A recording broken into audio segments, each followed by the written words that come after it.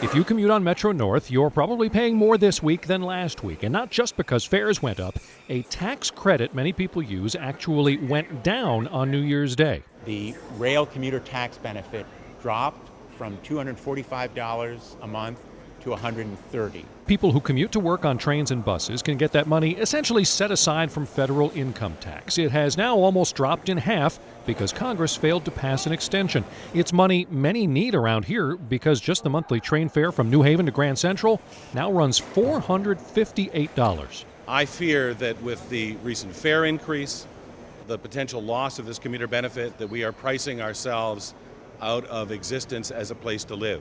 The other complaint is while mass transit riders can take out less money before taxes, for people who drive to work and have to pay for parking, well, the amount they can take out before taxes is actually going up. The net effect of failing to extend this benefit is to encourage people to drive rather than ride the rails. And that's just the opposite of what government should encourage. Mass transit improves air quality and reduces congestion, improving overall circulation for people and businesses alike. So if these leaders are speaking out for the tax benefit at a train station, who is against it? The culprit is not organized opposition, it is congressional dysfunction. The failure to extend the benefit is the result of gridlock.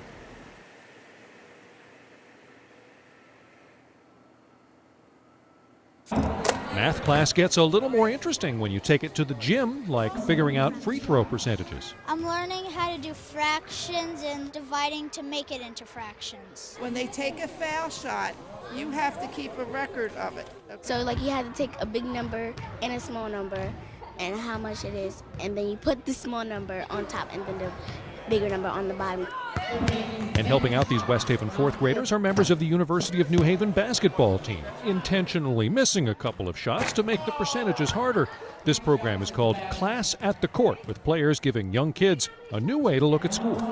Now, is it more fun learning about them in the classroom or on a basketball court? A basketball court. Why?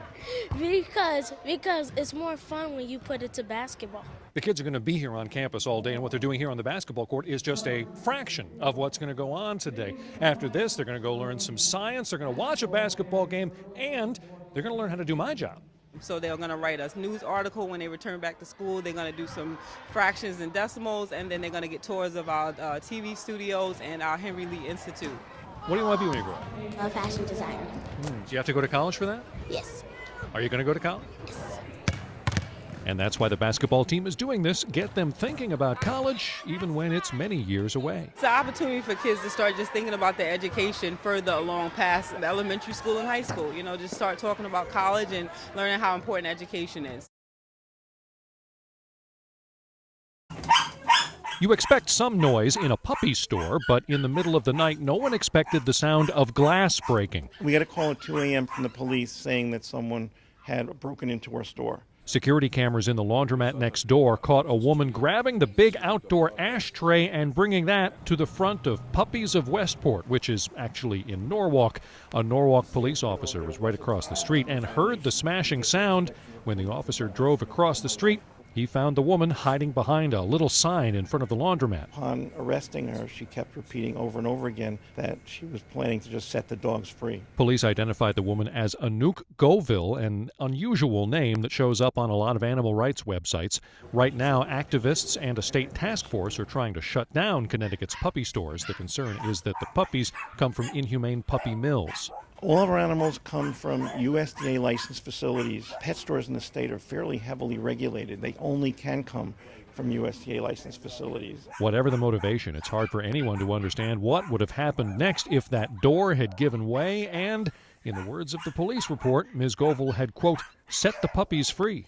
It would have been quite a scene if we had 85 puppies running down Westport Avenue in the middle of the night. Ms. Goville faces one count of criminal mischief in the criminal courts, and the owners of the puppy store plan to sue her in civil court for the damage done to their property. In Norwalk, I'm Kent Pierce, News 8.